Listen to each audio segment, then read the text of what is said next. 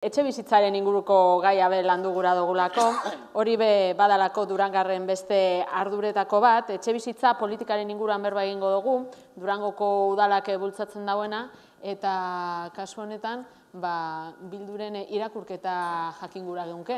Etxe bizitza politikaren inguruan, Durangoko udala martxan jarritako horrekin adosatozie beste proposamenen bat, daukazua?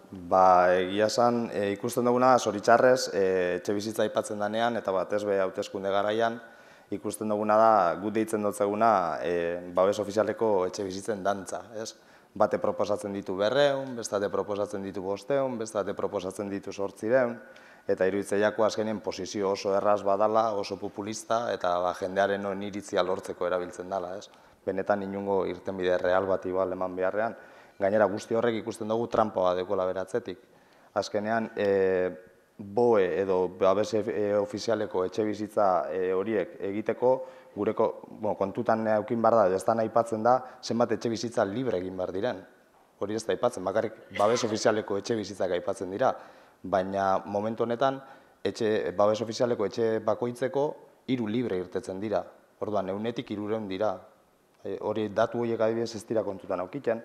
Bestalde batetik etxe bizitza utzen fenomenoa gero eta handiagotzen doiela ikusten dugu Durangon. Horretaz gain be bai, hori dala eta batez be guk Bildutik proposatzen duguna do izango zen ikerketa soziodemografiko bat egin. Hau da, benetan Durangok ze behar dauen aztertu eta behar izan horrei erantzutea. Horretarako, iruditzaiako etxe bizitza hutzak identifikatu egin behar diela non dauden eta zergaitik dauden eta zenbat diren, eta horre bebai irtenbide bat eman. Igual ez direlako hainbeste eraiki behar. Gainera, gaur egun, beste egunean adibidez ikusten egon ginen mapa batetan, Durangoko mapa batetan, eta ja lursaia adibidez, lursai fisikoa Durangon, ia ez dago. Eta horrek beste arazo bat ekartzen du gainera atzetik. Etxe bizitza guzti horiek egiten badira, jende guzti hori etortzen bada, Durangok prest ditu zerbitzuak beraiei emateko, hau da, ambulategi batekin, osasun zentru bakar batekin prest egongo gara guzti horiei erantzuna emateko. Gaur egun adibidez, hezkuntza sisteman ikusita, Durangoko hezkuntza zentroak saturatuta dauz. Ume horiek nun sartuko ditugu matienan, abadinon. Horregaitik ikusten duguna da, hori baino gehiago, etorkizunera begirako proiektu bat egin behar dela, horretarako ikerketa edo diagnostiko soziodemografiko bat egin, eta benetan ikusi Durangok, Durangoko herritarrek aukeratuta, benetan zelan arazo hori eman, edo arazo hori irtenbidea eman. Eta bebai, horren arabera ikusiko dugu, benetan zenbat etxe bizitza eraiki behar diren. Gai zabala dela, baina labur-labur erantzutea eskatuko dutzu, eta 2 minutu adostu dugu lehen, bakotzaren parte hartzea, eta ez da egite betetzen ari zarien, etxe bizitzaren erloan. Aladarren ikuspuntua, gai honetan. Niretzako, ordaz balek aipatu dauen, ikerketa soziodemografiko hori badeko izen bat, eta da plan orokorra. Plan orokorra edo Durangon ezagutzen dugun arau subsidiarioak. Azken finean, hirigintza plan orokorra saltzen dozunean, egin beharko litzateke analisi edo ikerketa soziodemografiko bat, ez?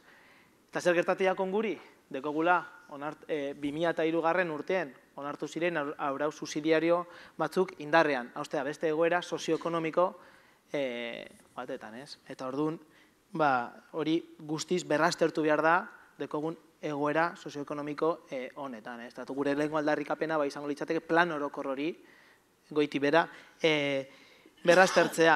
Eta etxe bizitzan, soilik etxe bizitzan gaizen, baizik eta gaiz guztiz jorratzeko, baina etxe bizitzan noski ere. Eta etxe bizitzan arloan guretzako funtsezkoa da dato bat. Eta azken 4 urtetan, Durangar bat bez, azken egintzaldian ez da sartu babes ofizialeko etxe bizitza batetan bizitzera. Babes ofizialeko etxe bizitza batera bizitzera. Bai egon da, orain dela, hilabete bat, kasualidades, hauteskunde baino hilabete harinago, sosketa bat, 58 etxe bizitza, soskatu indie, hodi bakarren, baina datu da, legintzaldi osoan zehar, Durangar bat bez, ez dela sartu babes ofizialeko etxe bizitza batean saltzera. Eta zergaitik hori, Durangon ez dela egon, epe ertain eta luzera plangintza bat etxe bizitzan inguruan. Zer arau subsidiarioak onartu zirenean, ia babes ofizialeko 1000 etxe bizitza ertitzen ziren udaletxeen eskuetan. eskuetan, aukera zegoen jakiteko.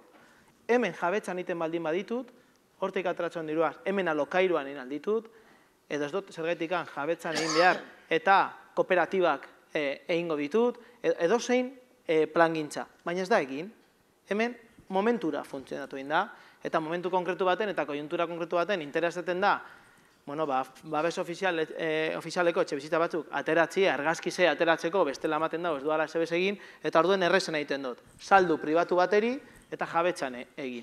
Eta hori da egin dena Durangon azken urteotan. Eta hemen aldarrikatu behar dena da, epe ertain eta luzera politika bat, sondino dekogu 800 etxebizitza gutxi gora bera, udaletzen eskuetan, plangintza zar horren aplikazioan.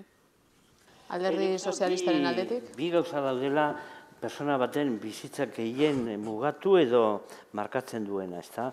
Bata da lanpostua izatea, dueinezko lanpostua izatea, eta bestea da etxe bizitza bat izatea. Etxe bizitzaren arazoa handia da. Plangintza handirik egin beharrik ez dago behar izanak jakiteko. 1500 personak egin dute eskaria baldintza guztiekin Durangon etxe bizitza publiko bat eskatuz, eta beste 3000 gehiago zain daude eskari horiek egiteko. Badakigu izugarrizko behar izan dagoela, eta hor bai udalak egin dezakeela, egin duen baina askoz gehiago. Azken legaldian ez du tutik ere egin. Bakarrik eskabadora bat omen dago hor solairuan, 58 egingo omen diren leku horretan, eta argazki atera eta sosketatu egin dituzte eskabadora bat eta zulo baten inguruan. Egia da, gehiago egin behar da, baina esango dizut. Zergaitik onartu behar diren aurrekontuak, horretarako ere bai.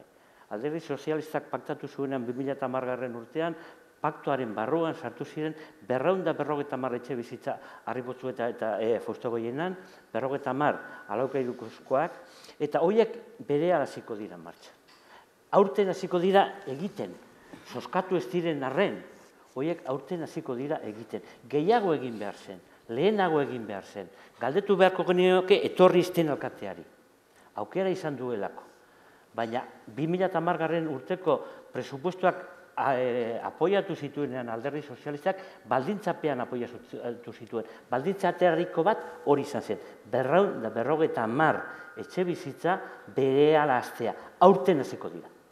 Ez dago zalantzarik, aurten hasiko dira.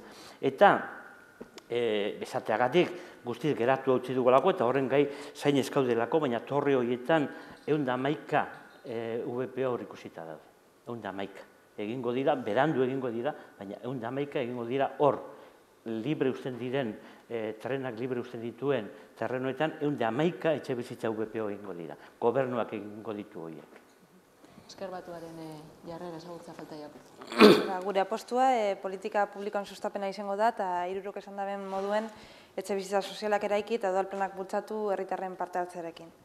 Durangoko hirigintzaren hobetzeko, bai etxe bizitza zaharren berrikuntza eskatuko dugu, eta guri arduratzen jaku gazten artean ematen diren etxe bizitza arazoak, hipotekei aurre egiteko ezintasuna, alokairuen presioa, guzti hauek iditzeko, eta utzik dauden etxe bizitzak merkatura atarateko Esker Batuak hauen zergen gehikuntza eskatuko dugu. Honegaz batera, etxe bizitza hauen mapa bat egitea sustatuko dugu, bera alokairua eta salmenta bultzatzeko. Bizikune programarekin lankidetza beharrezkoa dela uste dugu bai, eta arreta zerbitzu bat sortzea Eusko Jaurlaritzako sailaren laguntzarekin.